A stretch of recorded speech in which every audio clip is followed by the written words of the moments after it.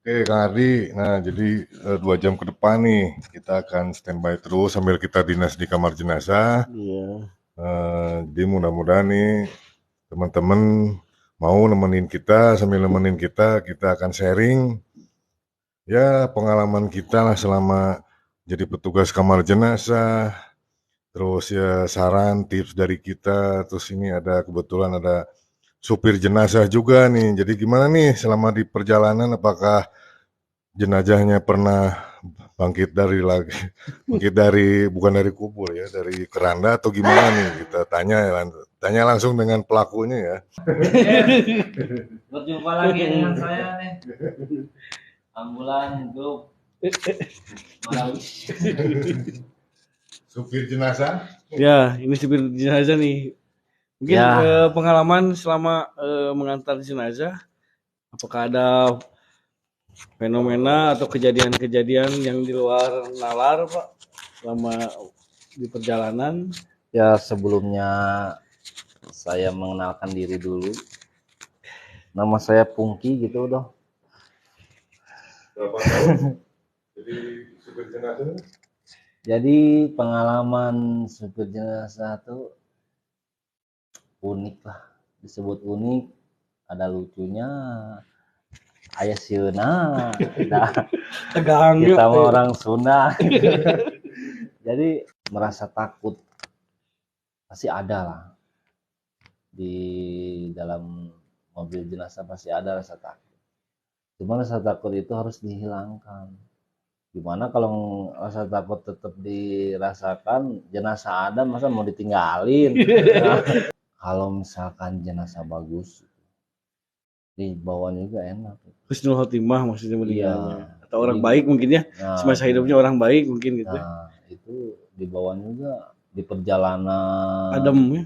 sampai tujuan tuh nggak ada apa-apa, nggak ada rasa ketakutan, walaupun jalan macet gimana udah lancar lah. Tapi Jadi- kalau misalkan jenazah jelek, bawaan kita juga ada efeknya juga gitu. Contohnya kalau misalkan jenazah nih, kita nggak tahu lah masa hidupnya gimana kan, kita naik itu baru naik juga bau-bau aroma itu udah cium lah. Satu itu, keduanya kadang-kadang di perjalanan itu ada yang marahin, hambatan mungkin ada ya. hambatan ya udah jelas lah itu Ya. hambatan. Kadang-kadang keluarga jenazah lain itu kan di pas nyampe ke rumah warga-warganya pada gak ada. Masya Allah. Nah itu kasihan juga ke jenazahnya juga.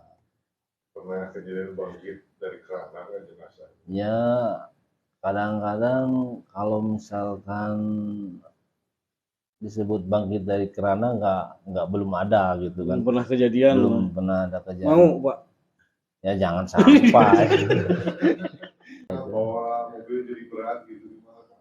Nah kalau ya makanya itu dari pengalaman saya tuh yang jenazah tuh gimana semasa hidupnya, amal-amalnya gimana. Kalau misalkan jenazah yang beda lah, di bawahnya juga berat gitu kan, gangguan.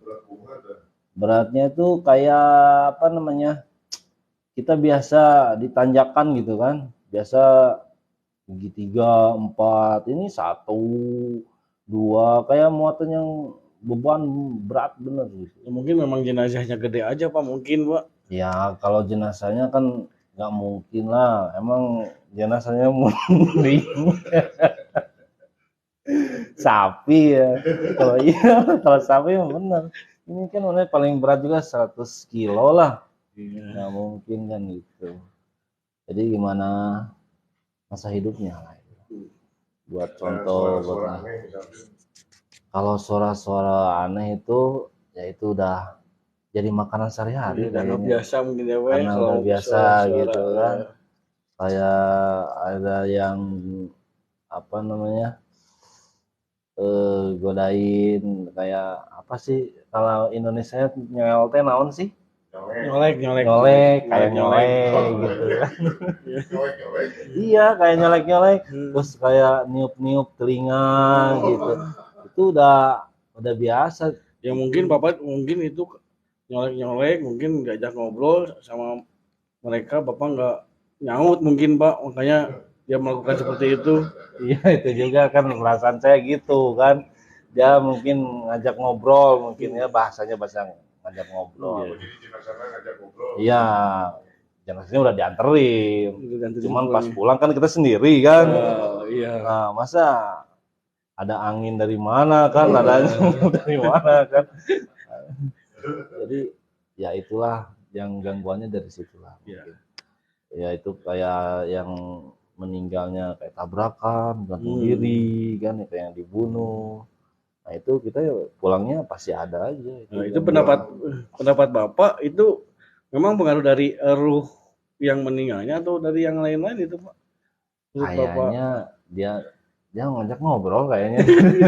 Pak, apakah suka digratiskan atau misalkan Bapak terima aja atau bagaimana Pak? Iya, kalau misalkan masalah kondisi dengan ekonomi kan, kadang-kadang keluarga jenazah itu yang nggak mampu itu kan minta dianterin karena tidak punya biaya kan, kita mau bilang apa gitu kan, kita anterin aja. Cuman kadang-kadang pas banyak sih suka kejadian gini kan, kalau misalkan dia apa dari aduh saya nggak punya uang, paling ngasih seadanya.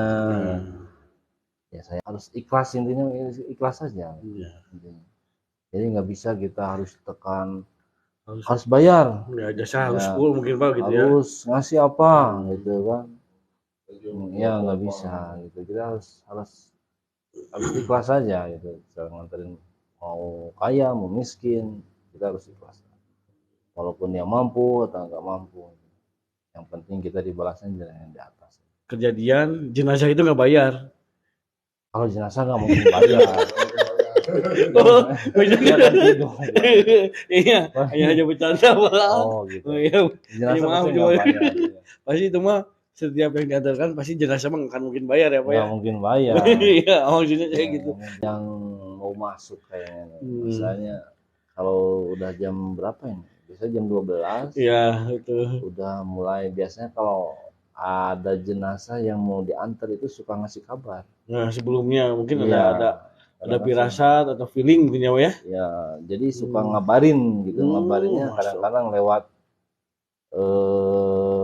Apalah. aroma, Iya, betul. aroma bau-bauan, kadang-kadang lewat apa dia tuh, sebenarnya tuh kayak kolebat gitu tuh apalah. Iya. Kayak gitulah. Dia suka nampakkan gitu kalau mau jenazah yang mau diantarin itu.